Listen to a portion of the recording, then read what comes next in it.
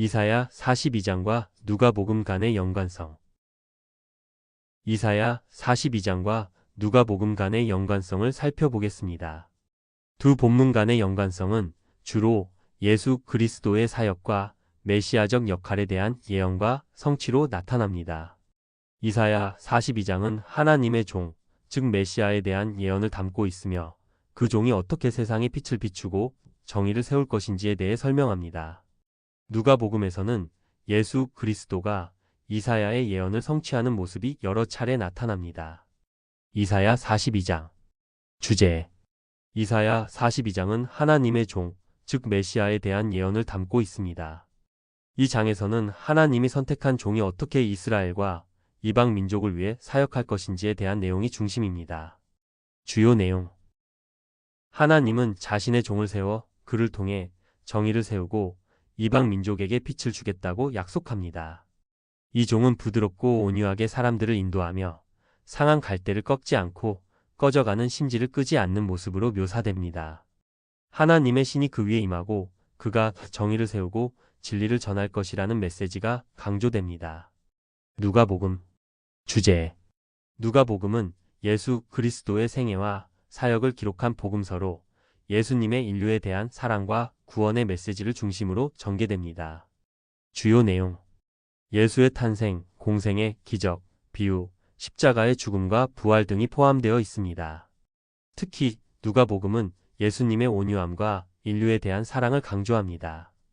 이사야 42장과 누가복음 간의 연관성. 하나님의 종. 이사야 42장에서는 하나님의 선택된 종이 등장하며 그가 정의를 세우고 이방 민족에게 빛을 줄 것이라고 예언합니다. 누가복음에서도 예수님은 하나님의 아들로서 이 땅에 오셔서 인류를 구원하기 위한 사역을 수행합니다. 예수님은 이사야서의 예언을 성취하는 메시아로 묘사됩니다. 온유함과 겸손. 이사야 42장에서는 하나님의 종이 상한 갈대를 꺾지 않고 꺼져가는 심지를 끄지 않는 모습으로 묘사됩니다. 누가복음에서도 예수님은 온유하고 겸손한 모습으로 사람들을 대하며 그들의 필요를 채워줍니다. 예수님의 사역은 이사야서의 묘사와 잘 어울립니다. 이방 민족에 대한 구원. 이사야 42장에서는 이방 민족에게 빛을 주겠다는 약속이 있습니다. 누가복음에서도 예수님의 사역은 유대인뿐만 아니라 이방인에게도 확대되며 구원의 메시지가 모든 인류에게 전파됩니다. 이는 하나님의 구속 계획이 특정 민족에 국한되지 않음을 보여줍니다. 정의와 진리의 전파. 이사야 42장에서는 정의와 진리를 세우는 하나님의 종에 대한 언급이 있습니다. 누가복음에서도 예수님은 진리를 가르치고 하나님의 정의를 실현하는 사역을 하십니다. 예수님의 가르침과 행동은 이사야서의 예언을 성취하는 모습으로 나타납니다. 결론. 이사야 42장과 누가복음은 하나님의 종에 대한 예언, 온유함과 겸손, 이방 민족에 대한 구원, 정의와 진리의 전파라는 주제를 통해 서로 연결됩니다.